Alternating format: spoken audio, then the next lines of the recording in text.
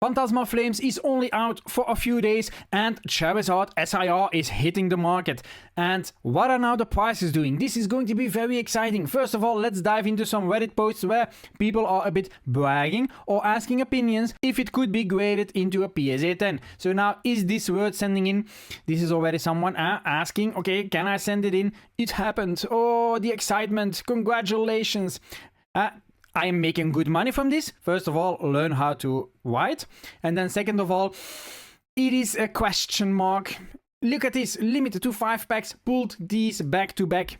Someone pulled out of 5 packs 2 SIRs. Just crazy. And then someone is, how low does this go? Okay, the starting price $1,599. That was a bit over the top. And then you see that going down to $733. Okay, you gotta take this with a grain of salt. Pre-release prices are always exponentially high, so it's always normal that these prices come down. But still, let's have a look later on Card Market what the actual prices are doing, what we are seeing with the prices. Someone here opened over 100 packs, no Zard. How is that possible? You're jinxed, my friends. You're jinxed. You're jinxed, because we are seeing so many Charizards hitting the market, and you opened 100 packs and you got nothing. It is a shit show, right? And then here, for everyone saying the pull rates on a new SIR Zard is so easy and everybody is getting them. Well, apparently someone on Whatnot was spending between $1,700 and $1,900 for an ETB, booster boxes, and you name it. No Zard whatsoever. Okay, some people are thinking, okay, yeah, people are only posting their great hits online, and they are not bitching when they don't pull anything. That could be, of course, people like to brag, that could be, but you cannot deny we are seeing a lot of Charizards. Then here's someone, a reminder to some, double check those no-hit packs. So the TLDR on this one is, apparently, a guy and a girlfriend, they opened up some booster packs, and yeah, they were busy, and the girlfriend did not notice that there was a golden Charizard in one of the packs. Why is that? Because the MUR, the Mega Ultra Rare, is in a different slot. It is not in the illustration rare slot, it is just before that. And apparently she missed that, and he caught that when he was checking out the bulk. So imagine that you do that and that you say, oh, it's all bulk, I don't give a fuck. And that you just see, oh my god, the best pull of all.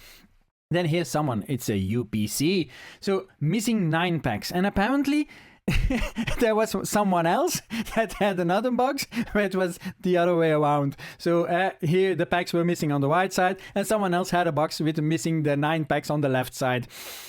Anything can happen. It is Pokemon, and even buying these boxes now is also a gamble for itself. So it's not only gambling what's inside the packs, also what's inside the boxes.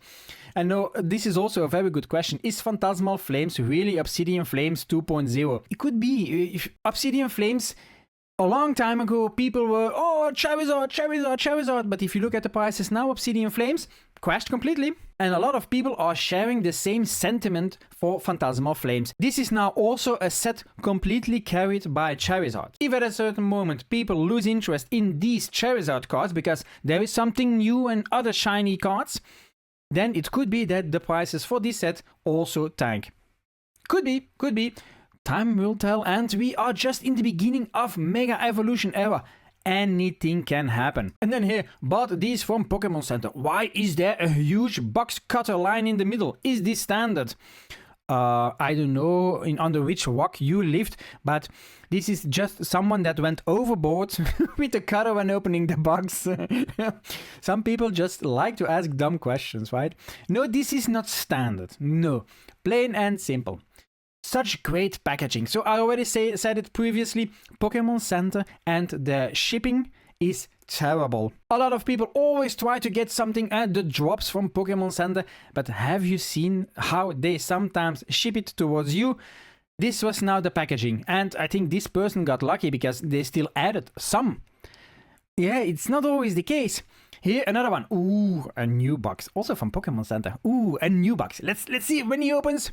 A little bit of packaging. A little bit. So yeah, it was a little bit protected, but don't always count on it. It's always a risk. Once again, buying from Pokemon, it is a gamble. So let's now dive into card market, my friends. So we have here Mega Charizard XEX, the Mega Ultra Rare. If we now look at how many cards are available, 105. This has not changed a lot since I think Friday, Saturday, but prices are starting at 400. So, okay, 400, 467, 18, and then up. But let's compare it with now the golden Japanese one. If we see that here now, this card costs more. Crazy, right? The Japanese gold Charizard card is more than the English one. Yeah, that's just the reality. Okay, we all know quality is usually better, but we also see now a lot of problems with the centering for the English cards. Yes, there are a lot of gold cards or the SIR cards which have very bad centering. For the rest, the cards look very good, but centering is a shit show as always. Let's now see the SIR. So the SIR, Big Boy Charizard in English. You know where the text is over Charmander. Yeah, I know. I don't like it either. So starting here at 460, climbing very quickly to 600 and up. And 123 cards available for the moment. But what is now the Japanese card doing?